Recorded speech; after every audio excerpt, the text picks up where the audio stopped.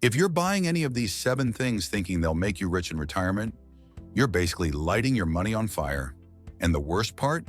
Financial advisors are still pushing some of these on people every single day. Look, I've spent years studying what actually wealthy retirees do with their money. And here's what I found. The stuff they avoid is just as important as what they buy. Most people think certain assets are smart investments because that's what they've been told their whole lives. But when you look at the numbers, when you actually track what happens to people's wealth over 20 or 30 years, the picture changes completely. Today, we're going through 7 assets that absolutely destroy wealth. These aren't just bad investments. They're traps that keep you from building the retirement you actually want. And I'm going to show you exactly why rich retirees won't touch these things with a 10-foot pole. Here's the issue. The financial industry makes billions selling you products that benefit them way more than they benefit you.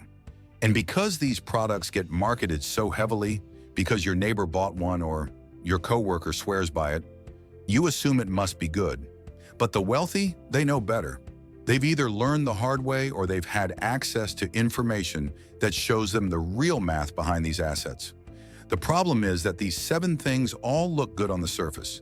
They sound responsible. They seem like the kind of stuff smart people would buy. But underneath, they're wealth killers.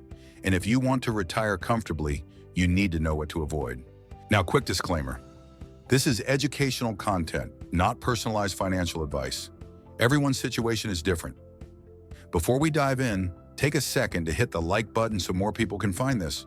And drop your location in the comments. I always love seeing where everyone's watching from.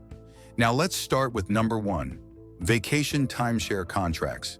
This might seem obvious to some of you, but timeshares are still a massive industry. Here's why they're terrible. The moment you sign that contract, your timeshare loses 50 to 70% of its value. Just like that. You paid $20,000? It's now worth $6,000 on the resale market. And that's if you can even find someone to buy it. But it gets worse. You're stuck with annual maintenance fees that never stop going up. These fees average around $1,000 a year, but they can climb way higher. And you're locked into this contract for decades. You can't just walk away. Even if you stop paying, it damages your credit, and they can come after you legally. Rich retirees understand something simple. Flexibility is valuable. Locking yourself into the same vacation spot every year at an increasing cost makes zero financial sense. You could book amazing trips whenever you want, wherever you want, and still spend less money over time. The math just doesn't work in favor of timeshares, ever. Number 2, second homes or getaway properties.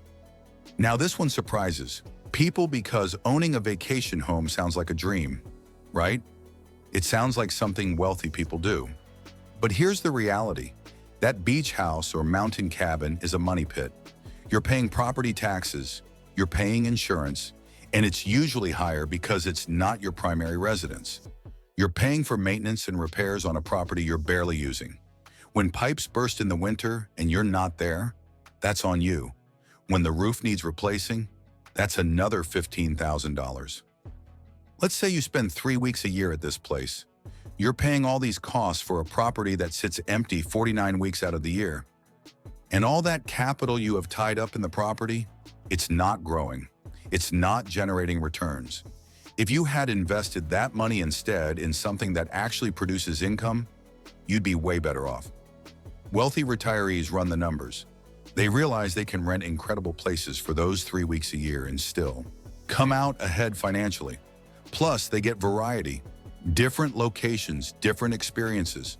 They're not stuck with the same property and all its headaches. Number 3, permanent life insurance used as an investment strategy. This is where a lot of people get tricked because the sales pitch sounds really good. Whole life insurance, universal life insurance. These products promise you insurance coverage plus an investment component. Build cash value while you're protected. Sounds perfect, right? Wrong. The returns on these policies are historically terrible. We're talking 2 to 4% annually, and that's before the fees. These products come loaded with fees, commission fees, administrative fees, cost of insurance fees. The insurance company and the agent make a ton of money, but you're getting crushed. Here's what rich retirees do instead. They buy term life insurance, which is way cheaper and covers you when you actually need it. Then they take all the money they saved and invest it themselves in low-cost index funds or other assets that actually grow. Over 30 years, the difference is massive. You could have hundreds of thousands of dollars more using this approach. The insurance industry doesn't want you to know this, but permanent life insurance as an investment strategy is one of the worst financial moves you can make. It's expensive, inefficient, and it locks up your money in a way that benefits the company way more than it benefits you. Number 4, high-cost annuity products. Annuities can be incredibly complex, and that complexity is part of the problem. Variable annuities, indexed annuities. These products come with annual fees that can hit 3 to 4%, and they have these things called surrender charges, which means if you need your money back within a certain period, you're hit with massive penalties. Let's talk about what that 3 to 4% fee actually means. If the market returns 7% in a year, and you're paying 3.5% in fees, you're only getting 3.5%. That's half your returns gone every single year. Over decades, this compounds against you in a huge way. Plus, these products lock up your capital. You lose flexibility, and if your circumstances change, if you need access to that money, you're stuck. The surrender charges can last 7 to 10 years in some cases. Rich retirees value flexibility and low costs.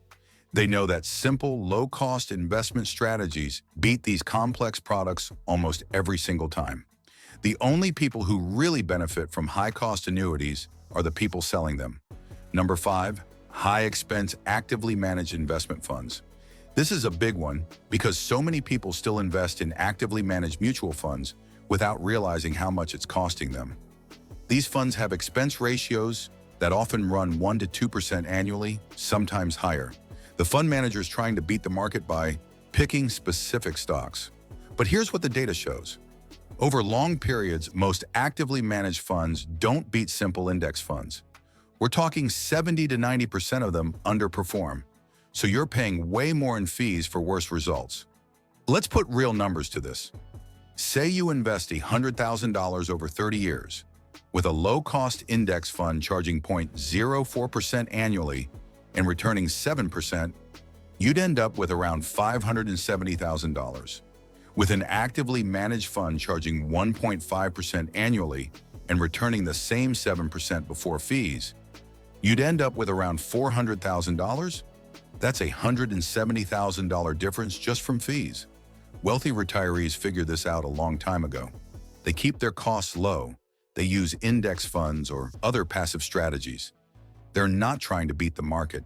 They're trying to match it efficiently while keeping more of their returns.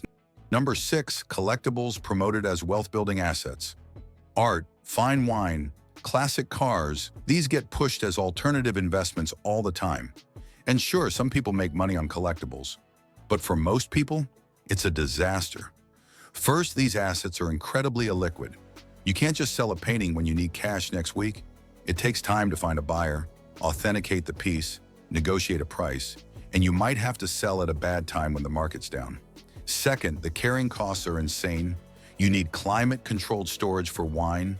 You need insurance for expensive art.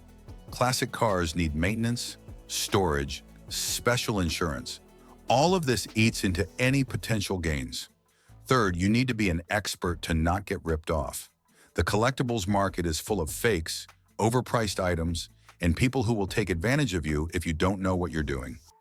Rich retirees might own some collectibles because they enjoy them, but they don't. Count on them as wealth-building assets. They keep the bulk of their wealth in things that are liquid, that produce income, and that don't require specialized knowledge to manage. Number 7, rental properties that fail to generate positive cash flow. Real estate can be a great investment, but it can also be a complete nightmare if you do it wrong. And one of the biggest mistakes people make is buying rental properties that don't actually make money. If your rental property doesn't cover its own mortgage, taxes, insurance, maintenance, and vacancy costs, it's not an investment, it's a liability. You're paying money every month to own it. That's the opposite of what you want in retirement. People buy these properties thinking the appreciation will make up for the negative cash flow. Maybe it will, maybe it won't. But in the meantime, you're bleeding cash every month. And if something major breaks, if you have a bad tenant, if the market drops, you're in serious trouble. Wealthy retirees are incredibly picky about real estate. If a property doesn't cash flow from day one, they don't buy it. They'd rather have their money working for them in investments that produce income right now, not maybe someday in the future. Here's the key thing to understand about all 7 of these assets.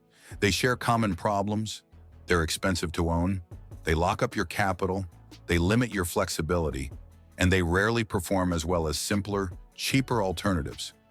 The wealthy didn't get wealthy by buying what everyone else buys.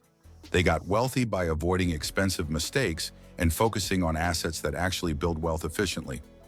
Every dollar you don't waste on these 7 things is a dollar you can put toward investments that actually work. Conclusion. Look, I know some of this might go against what you've heard your whole life. Maybe your parents bought permanent life insurance. Maybe you've been told annuities are the safe choice.